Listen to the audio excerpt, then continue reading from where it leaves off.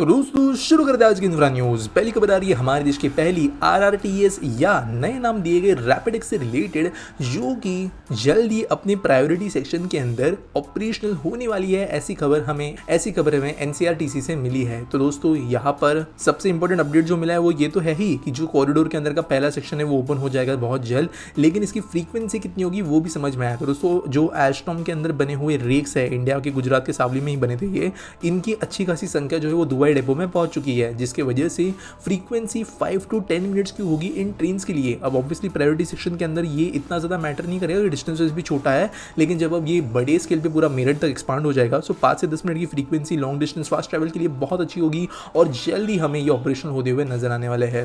अगली दोस्तों जो खबर आ रही है वो है बृहन मुंबई म्युनिसिपल कॉर्पोरेशन और महानगर गैस लिमिटेड के अंतर्गत किए गए एक टाई अप से रिलेटेड, जहां पर एशिया का सबसे बड़ा बायोगैस प्लांट मुंबई के अंदर बनाया जाने वाला है और इसको 1000 ton of wet waste per day capacity के हैंडलिंग वॉल्यूम के हिसाब से बनाया जाएगा। तो ये एक रिसाइकल डैम्प होगा, ऑर्गेनिक डिग्रेडेबल वेस्ट को यहाँ पर इस्तेमाल किया जाएगा।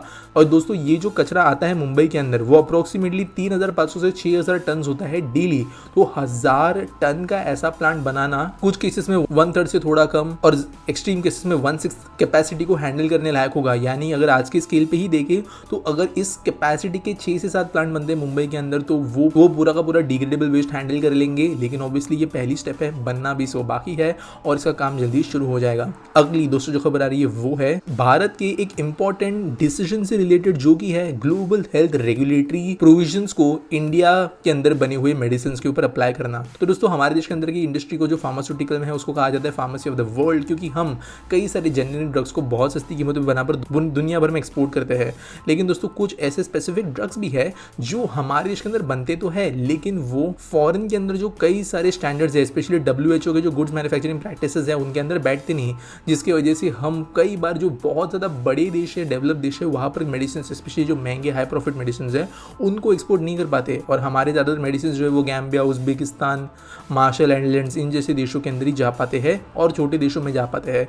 लेकिन अभी डिसाइड किया गया जो शेड्यूल M है of drugs and cosmetics act 1940, इसको ग्लोबल स्टैंडर्ड्स पे ले जाया जाएगा और इसकी वजह से इंडस्ट्री के अंदर अपग्रेडेशन देखने मिलेगा और हमारे देश की ड्रग इंडस्ट्री जो है इंटरनेशनल लेवल पे भी इजीली एक्सपोर्ट्स कर पाएगी, जो चाइना कर रही है। अगली दोस्तों खबर आ रही है वो है सिंगापुर से, जहाँ पे सिंगापुर के स्ट्रीट इन्वेस्टर तेमासेक होल्डिंग्स ने डिसाइड किया कि वो $100 मिलियन इन्वेस्ट करेंगे भारत के ब्लू स्टोन ज्वेलरी के अंदर और इसके जरिए 20% स्टेक खरीदेंगे। तो दोस्तों ये जो मैंने इन्वेस्टमेंट वाली कंपनी बोली ये सिंगापुर गवर्नमेंट के द्वारा चलाई जाती है। ये देखते हैं कहाँ पे पैसा डालना है और यहाँ पे इन्होंने ये इन्वेस्टमेंट करने का डिसीजन लिया है। तो वैसे ये कंपनी के अंदर कई सारे बड़े बड़े इंडियन कंपनी जैसे टाटा वगैरह का ऑलरेडी स्टेक है, यहाँ पर सिंगापुर की भी गवर्नमेंट होल्डिंग कंपनी इसके अंदर अब आने वाली है। अगली खबर दोस्तों ये महाराष्ट्र से और स्पेसिफिकली नवी मुंबई से, जहाँ पर 2195 करोड़ रुपीस का एक प्लान सामने रखा गया है खारगर तुर्भे लिंक रोड बनाने के लिए, जो बेसिकली टनल प्रोजेक्ट है और सायन पनवेल हाईवे के ऊपर ही 30 मिनट से ट्रैवल डिस्टेंस कम करेगा।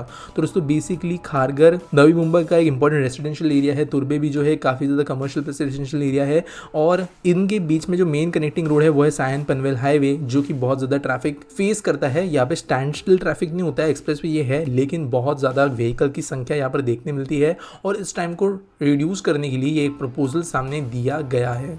अगली खबर दोस्तों आ रही है द ग्रेटर नोएडा अथॉरिटी से, जिन्होंने प्लान्स अनाउंस किए हैं सिटी के एक्सपांशन के लिए और इसके लिए additional 28,000 hectares of agricultural land इन्होंने खरीदना है, ऐसा इन्होंने कहा है। संडे को ये अनाउंसमेंट की गई। तो दोस्तों आप जानते हो नोएडा, ग्रेटर नोएडा ये सब प्लान्ड सिटीज़ है, चीज़ें ढंग से की जाती है और अकॉर्डिंगली यहाँ पे ये लैंड एक्वायर किया जाएगा, इसको रेसिडेंशियल पर्पस के लिए कन्वर्ट किया जाएगा। 124 विलेजेस यहाँ पे इफेक्ट होंगे और ये जो 28,000 हेक्टेयर्स ऑफ लैंड आएगी इनका सर्वे होने के बाद में हमें शहर का एक और नोड एक्सपांड होते हुए नजर आएगा। अगली खबर दोस्तों ये भारतीय रेलवे से, जिन्होंने एडिशनल रेवेन्यू जनरेट करने का डिसीजन लिया अपने फ्रीट डिपार्टमेंट से और इसके लिए सदर्न सेंट्रल रेलवे के अंदर गति शक्ति मल्टी मॉडल कॉरिडोर प्रोजेक्ट के अंतर्गत सिकंदराबाद डिवीजन में एक नया टर्मिनल बनाने का डिसीजन लिया गया है। तो एग्जैक्टली ये गंधचंदूर स्टेशन के ऊपर होगा, बहुत बड़ा मल्टी मॉडल कॉरिडोर ये होगा और यहाँ पर मेनली सीमेंट के ट्रांसपोर्टेशन का काम होगा और रेलवे यहाँ से रेवेन्यू जनरेट करेगी। अगली दोस्तों खबर आ रही है उड़ीसा से, जहां पर पारादीप पोर्ट ट्रस्ट जो उड़ीसा के अंदर है, इन्होंने डिसाइड किया है कि वो इस साल के अंत तक 150 million ton of cargo handle करेंगे और इंडिया का मतलब लीडिंग पोर्ट्स इसके अंतर्गत बनेंगे। वैसे दोस्तों 2047 तक प्लान है इस पोर्ट को 500 मिलियन टन पर एनम के हिसाब से रेस करने के लिए। देश के कई पोर्ट्स अपग्रेड हो रहे हैं, पारादीप को भी बहुत बड़ा बजट मिला है और इसके अंदर के पहले स्टेप में ये 150 मिलियन तक पहले पहुंचेंगे। करेंटली सिर्फ 2.5 million ton of cargo per year के हिसाब से यहाँ पे हैंडलिंग होती है, लेकिन कई अलग अलग यहाँ पर इनिशिएटिव्स लिए गए हैं जिसके वजह से इस पोर्ट का यूजेज बढ़ने वाला है। फिर चाहे वो इंडस्ट्रियलाइजेशन पॉलिसीज़ हो, पोर्ट लेड डेवलपमेंट हो, कार्गो बास्केट को बढ़ाना हो या कई गवर्नमेंटल दूसरी पॉलिसीज़। अगली दोस्तों जो खबर आ रही है वो है गुजरात से, जहाँ पर डिसाइड किया गया कि अहमदाबाद और गांधीनगर इन 2 शहरों के डेवलपमेंट को आगे जाकर जॉइंटली किया जाएगा। अब जो लोग नहीं जानते, अहमदाबाद गांधीनगर दोनों का एडमिनिस्ट्रेशन अलग है और GODO के नाम से ये जो शहर है वो दोनों के बहुत पास है। गांधीनगर प्लान है, अहमदाबाद एक ऑब्वियसली हिस्टोरिकल सिटी है, लेकिन अभी डिसाइड किया गया कि दोनों शहरों का डेवलपमेंट हैंड इन हैंड पकड़ते हुए जो भी किसी शहर का डेवलपमेंट प्लान बनता है, जो अर्बन डेवलपमेंट फ्यूचर प्लान बनते हैं, वो साथ में ही बनाए जाएंगे और जो 2031 वाला प्लान आएगा शहरों के लिए वो जॉइंटली बनाया जाएगा। तो यहाँ पर एक इनिशिएटिव हमें देखने मिला है जो कि काफ़ी इंपॉर्टेंट है, क्योंकि दोस्तों ये देखने मिलता है चाहे वो दिल्ली हो, जहाँ पर नोएडा, गुड़गांव ये लोग अपना अपना प्लान बनाते हैं, तो NCR का पूरा प्लान बनाना पड़ा था इस साल। सेम चीज़ भी अहमदाबाद गांधीनगर के साथ में हो रही है और मे भी मुंबई में भी ये चीज़ें देखने मिलेगी जहाँ पर MMR का प्लान एक साथ बनेगा। अगली दोस्तों खबर आ रही है हमारे वाराणसी रोपवे प्रोजेक्ट से रिलेटेड, जिसका सिविल वर्क शुरू हो गया है इस हफ्ते और प्रोजेक्ट कंप्लीशन की जो डेडलाइन है वो है 18 महीनों की, जहाँ पे 645 करोड़ रुपीज़ यहाँ पे दिए जाने वाले हैं। दोस्तों ये बहुत ज़्यादा लंबी रोपवे प्रोजेक्ट है, 38 किलोमीटर ऑफ टोटल लेंथ की, और स्विट्जरलैंड बेस्ड कंपनीज, इंडिया की बड़ी बड़ी रोपवे बनाने वाली कंपनीज को यहाँ पर लगाया गया है। तो जो पहली सर्विस यहाँ पे शुरू होगी वो 2 स्टेशन के साथ होगी, कंटोनमेंट रेलवे स्टेशन से लेकर काशी विद्यापीठ के बीच में मार्च 2023 तक जो टारगेटेड कंप्लीशन। इसके बाद में दूसरे सेक्शन पे काम शुरू होगा और वाराणसी जैसे शहर के अंदर देश का मतलब पहला लॉन्ग विजन के साथ में बनाया गया रोपवे प्रोजेक्ट हमें देखने मिलेगा। आज के आस्क पीटी सवाल के बारे में बात करिए तो अर्बन रमदेव पूछते हैं why Indian railway station don't have roof cover just like metro.